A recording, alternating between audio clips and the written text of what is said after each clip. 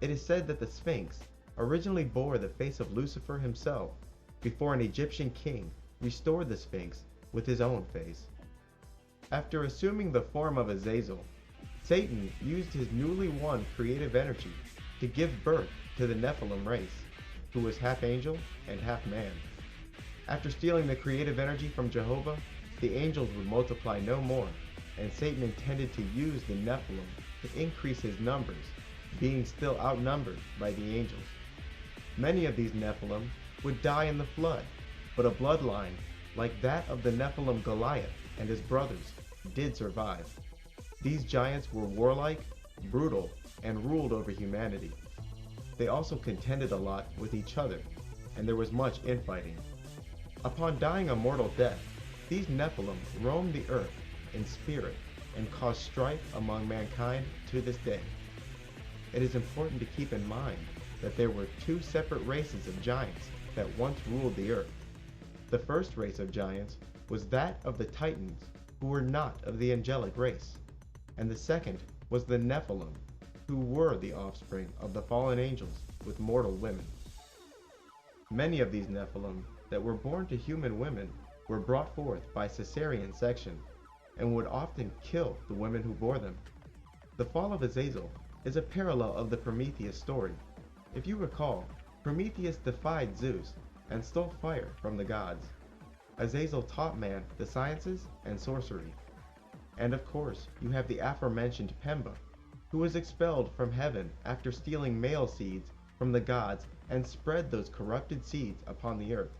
Prometheus stole fire, which is symbolic for the male creative principle, whereas Pemba stole quote-unquote male seeds.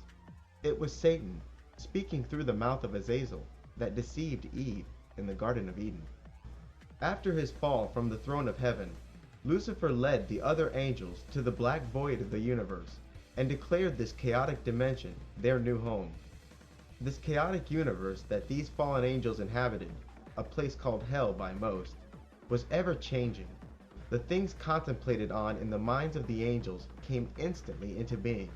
This chaotic realm became a reflection of the collective consciousness of the fallen angels, so objects would appear and disappear at random, and there was no order. Although members of the occult have been tight-lipped regarding the matter of aliens, I have managed to deduce that the UFOs are the minions of Satan. These UFOs are coming from an extra dimension, but one that is apparently not totally chaotic. These aliens are obviously doing much research into genetics and breeding. Breeding what? I do not know. Horrors, no doubt. Satanists also chuckle about the artificially created New Age movement and claim Satan is behind its creation by controlling these aliens and using contactees and abductees to spread the messages which founded the New Age movement. No surprise there, since these messages from aliens always seem to support humanism and world government. As for these quote-unquote greys, they appear to be a mass-produced, genetically engineered servant.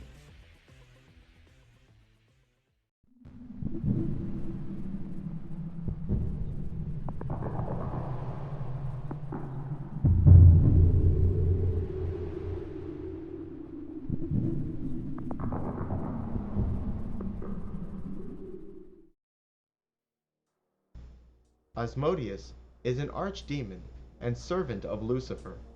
By some accounts, Asmodeus is Lucifer, and he took Satan, or Hades, into his own essence. Asmodeus is further associated with Samael, who is also associated with Lucifer. Asmodeus is a powerful, high-ranking demon and one of the lords of the Cliboth, or the underworld. He is a demon of lust, whose duty it is to estrange newlyweds. It is said that King Solomon once had power over Asmodeus and forced him to help build his temple. Asmodeus is said to be frustrated and under the dominion of Archangel Raphael. This fallen angel is called the Demon of the Wounding Spear and is often depicted having 3 heads and riding a dragon. One of his heads is that of a ram, one of a human, and the last of a bull. He is often called the god of the witches, the god of sorcery, the god of the circle, and is sometimes called the serpent. Asmodeus is responsible for many of humanity's scientific achievements and has long taught sorcery, mathematics, and the arts.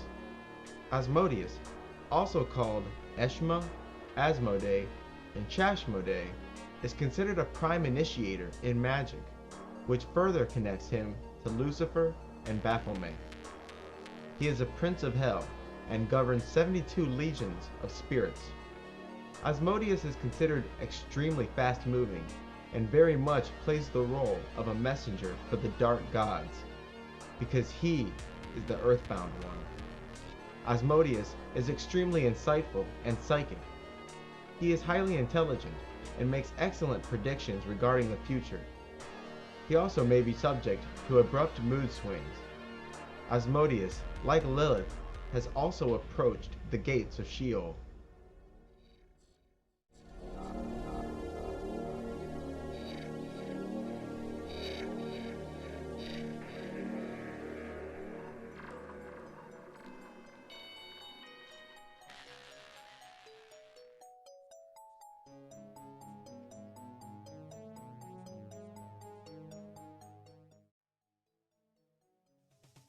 Ashtaroth is one of the angels that fell from heaven with Azazel. This demon, who is one of the princes of hell, inspires laziness and teaches the liberal arts. His description is that of a man, pale as death, with jet black eyes, without pupils, wearing a crown, holding a serpent, and riding an infernal dragon. Like Lucifer, he is also an angel-demon mix, and is considered an initiator, and can aid the magician with spiritual development. I have heard it remarked that Ashtaroth is simply a male emanation of the goddess Ishtar, who is Lilith. It has been reiterated that this spirit works closely with Asmodeus for quite a few magical operations, like fortune-telling. Cain, as the Christians know him, is the first son of Adam and Eve, and also the first murderer. Cain was jealous of his righteous brother Abel. So one day, while out in the field, Cain murdered Abel. The Lord, enraged at what Cain had done, drives Cain away from his parents and places a mark upon him so that people who cross his path do not slay him. I have always thought that the standard Christian interpretation of this story was wrong. Just listen to the wording. Here's the Lord speaking to Cain after his crime. In Genesis chapter 4, verse 11, we read, "And now thou art cursed from the earth, which hath opened up her mouth to deliver thy brother's blood from thy hand. When thou tillest the ground, it shall not henceforth yield unto thee her strength. A fugitive and a vagabond shalt thou be in the earth." And Cain said unto the Lord, "My punishment is greater than I can bear. Behold, thou hast driven me away on this day from the face of the earth, and from thy face shall I be hid. And I shall be a fugitive and a vagabond in the earth. And it shall come to pass that everyone that findeth me shall slay me." And the Lord said unto him, "Therefore whoever slayeth Cain, vengeance shall be taken on him sevenfold." And the Lord set a mark upon Cain, lest any finding him should kill him. And Cain went out from the presence of the Lord, and dwelt in the land of Nod, on east of the garden. And Cain knew his wife, and she conceived, and bare Enoch. And he builded a city, and called the name of this city, after the name of his son, Enoch. Firstly, who does Cain suspect will kill him if he and his parents are, allegedly, the only people on the planet? Secondly, how would a literal mark on the body stop anyone from slaying you? And thirdly, who's this girl he met in the land of Nod when, again, his parents are allegedly the only other humans on the planet? Occultists have a different view of Cain. They claim that Cain was the child of Lucifer and Lilith, and they sometimes speak of Lucifer as possessing Adam, while Eve herself was possessed by Lilith. Others